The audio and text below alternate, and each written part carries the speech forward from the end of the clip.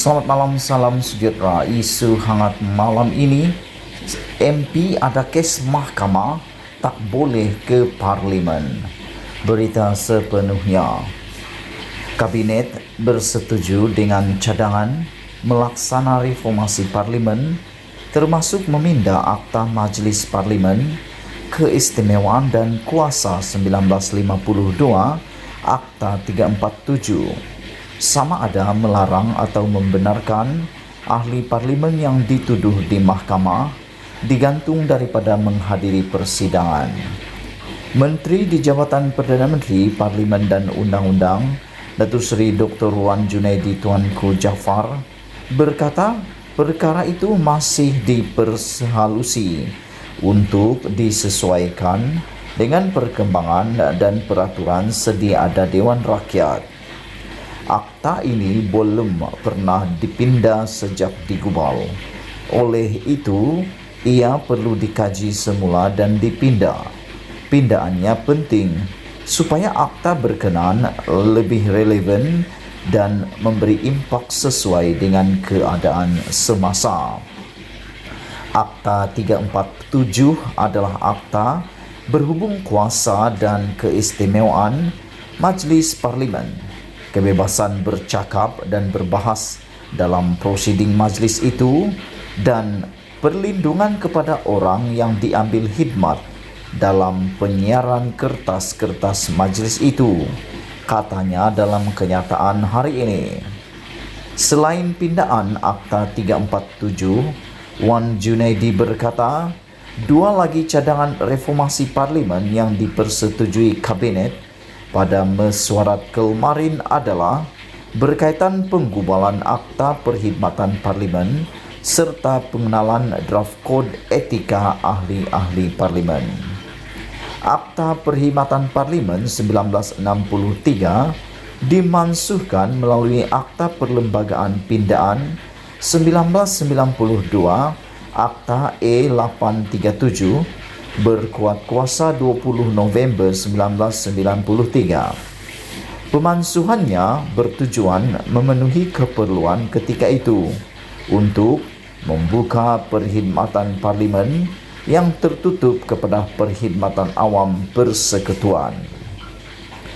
Penggubalan akta ini juga mengambil kira penubuhan Suruhanjaya Perkhidmatan Parlimen sebagai sebahagian pengurusan Parlimen yang mempunyai kuasa autonomi untuk menentukan dasar dan takbir urus Parlimen Malaysia, katanya lagi.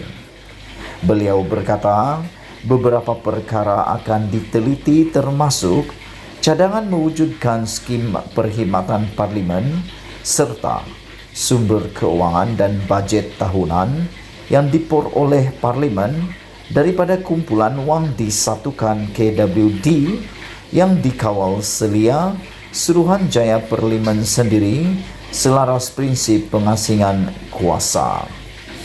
Berkenan kod etika ahli-ahli Parlimen, Wan Junaidi berkata ia akan menggariskan tata tertib lebih terperinci kepada sikap ahli Parlimen di dalam dan di luar Dewan sebagaimana dilaksanakan di beberapa negara lain.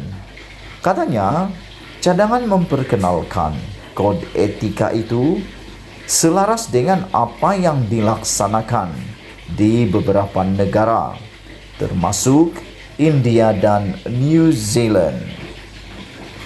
Kod etika dicadangkan ini adalah draft digubal pada 2011 ketika menjadi pengerusi jawatan kuasa teknikal untuk menggubal kod etika ahli Parlimen di bawah jawatan kuasa pembaharuan dipengerusikan Datuk Seri Najib Razak ketika itu. Namun, pelaksanaan kod etika itu tidak diambil kira sejak itu, katanya. Susulan keputusan kabinet itu, beliau sudah memohon supaya Speaker Dewan Negara dan Dewan Rakyat mengadakan persidangan jawatan kuasa dipengerusikan mereka bagi memutuskan rangka kerja serta libat urus menteri dengan semua pemegang taruh berkaitan undang-undang berkenaan. Ia juga bagi membincangkan cadangan takwim, garis masa dan tindakan lanjut yang akan dilaksanakan oleh Parlimen serta bahagian hal ehwal undang-undang BHEUU. Jabatan Perdana Menteri JPM, kedua-dua perkara ini berada dalam agenda pembaharuan Parlimen yang dipersetujui menerusi Memorandum Persefahaman Transformasi dan Kestabilan Politik yang termaktub dan dimeterai pada 13 September 2021 katanya.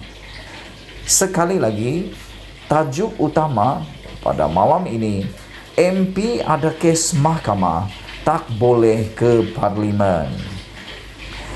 Kabinet dengan ini bersetuju dengan cadangan melaksana reformasi Parlimen termasuk meminda Akta Majlis Parlimen Keistimewaan dan Kuasa 1952, Akta 347, sama ada melarang atau membenarkan ahli Parlimen yang dituduh di mahkamah digantung daripada menghadiri persidangan.